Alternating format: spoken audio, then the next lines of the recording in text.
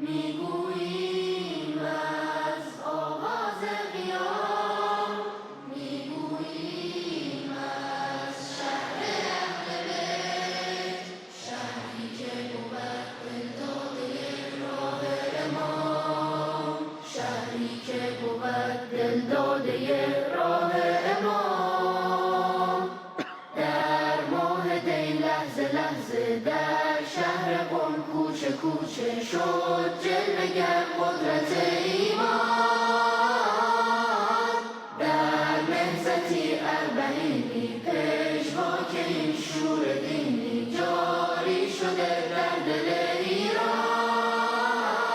همواره این مردم غیور همراهن با شوق و شور و نور، میمانند تا جمعه ظهور.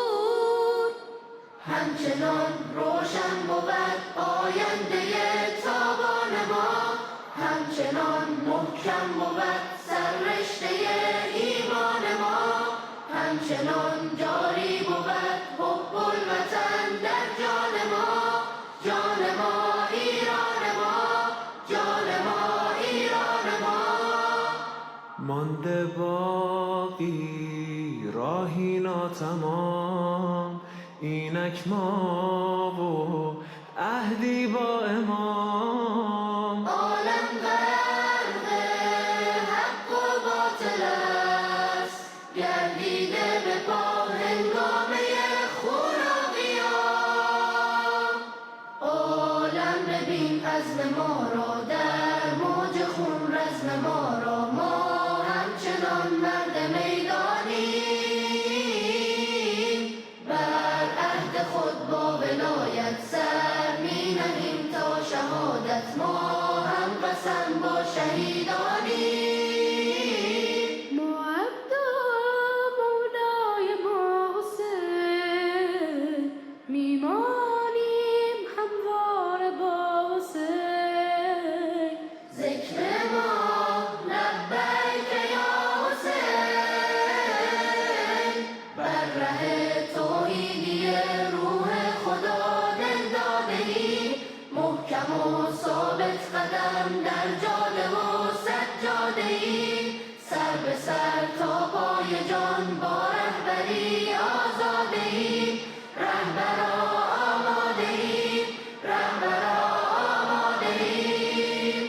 در شرق و غرب هر جای جهان شوری برپاست، شوری بیکران. میگویند از غزه با خروش، چون سید حسن ایستاده ایم تا پای جان، چون سید حسن ایستاده ایم تا پای جان. در جان ما عشق سردار، در قلب ما شور سنبار، هنگامه ها می شود برپا.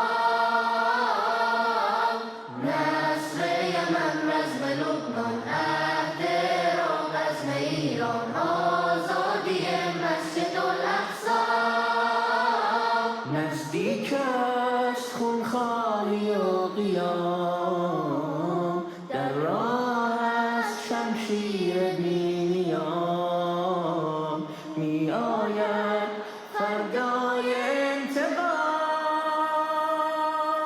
جمعه موعودمان خواهد رسید ای بت شکن، ندبه پیر و جوان، ذکر لب هر مرد و زن. الاجل یبن الحسن، یبن الحسن، یبن الحسن. الاجل یبن الحسن، الاجل یبن الحسن.